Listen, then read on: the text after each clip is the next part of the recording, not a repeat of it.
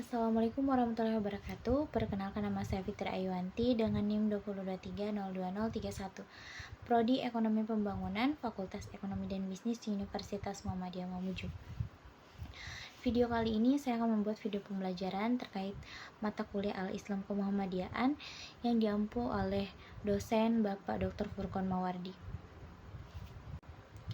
Pernah nggak sih kita berpikir dari mana kita berasal, kenapa kita ada di dunia ini, dan kemana kita akan pergi setelah kehidupan ini berakhir? Manusia bukan sekedar hidup, tumbuh, dan mati begitu saja. Ada perjalanan panjang yang harus kita pahami. Ada orientasi hidup yang harus kita pilih, dan ada tujuan yang harus kita capai. Di video ini, kita akan membahas manusia dan kehidupan, mulai dari perjalanan hidup manusia, orientasi hidup, tujuan penciptaan, hingga bagaimana hidup sukses menurut Al-Quran. Yang pertama, kita akan membahas tentang perjalanan hidup manusia dari alam ruh hingga hari akhirat. Percaya atau tidak, perjalanan hidup manusia itu nggak dimulai saat kita lahir, tapi jauh sebelum itu saat kita masih di alam ruh. Dalam Islam, ada konsep yang disebut 4 fase kehidupan manusia. Yang pertama, alam ruh, alam dunia, alam barzakh, dan alam akhirat. Alam ruh, sebelum manusia lahir ke dunia, ruh kita sudah diciptakan oleh Allah. Di alam ruh, kita bersaksi bahwa Allah adalah Tuhan kita. Ini sesuai dengan firman Allah dalam Quran Surah Al-A'raf ayat 172. Yang kedua, alam dunia. Setelah itu, kita lahir ke dunia, menjalani kehidupan dengan berbagai ujian, pilihan, dan kesempatan. Inilah fase yang menentukan nasib kita di kehidupan selanjutnya. Yang ketiga, alam barzakh. Saat meninggal, manusia tidak langsung ke surga atau neraka, tetapi memasuki alam barzakh, yaitu alam perantara sebelum hari kiamat tiba. Di sini, setiap orang akan merasakan kehidupan sesuai dengan amalnya selama di dunia. Dan yang terakhir, alam akhirat. Setelah hari kiamat tiba, semua manusia akan dibangkitkan dan dihisap atas semua perbuatannya di dunia. Inilah kehidupan yang sebenarnya, yang kekal selamanya. Jadi kehidupan dunia bukan tujuan akhir.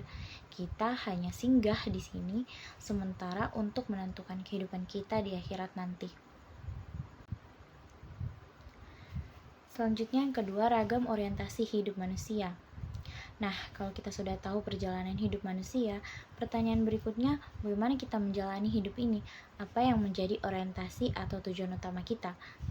Setiap orang punya orientasi hidup yang berbeda-beda, dan ini menentukan bagaimana mereka menjalani kehidupan. Yang pertama, orientasi materialistis. Ada orang yang menjadikan harta, jabatan, dan kesuksesan duniawi sebagai tujuan utama. Mereka mengejar kekayaan tanpa peduli halal atau haramnya, bahkan rela mengorbankan nilai moral demi keuntungan pribadi.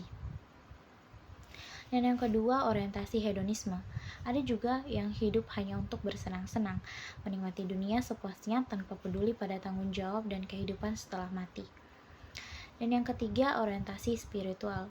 Di sisi lain, ada orang yang menjadikan kehidupan ini sebagai ladang amal untuk bekal di akhirat. Mereka sadar bahwa dunia hanya sementara dan kehidupan setelah mati jauh lebih penting. Islam mengajarkan keseimbangan dalam orientasi hidup. Kita boleh mencari rezeki, menikmati hidup, tapi jangan sampai lupa dengan tujuan akhir kita, menggapai ridha Allah dan kebahagiaan abadi di akhirat. Yang ketiga, tujuan dan fungsi penciptaan manusia. Sekarang kita masuk ke bagian penting, kenapa manusia diciptakan? Apa sebenarnya tujuan kita ada di dunia ini?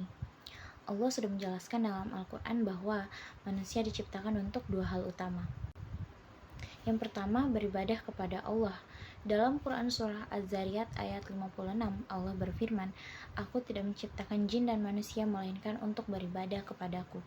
Artinya, segala aktivitas kita bisa bernilai ibadah kalau dilakukan dengan niat yang benar. Dan yang kedua, menjadi khalifah di bumi.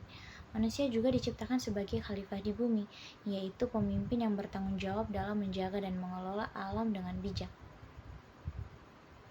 Jadi, kita bukan hanya hidup untuk diri sendiri, tapi juga punya tanggung jawab sosial, lingkungan, dan moral dalam kehidupan ini.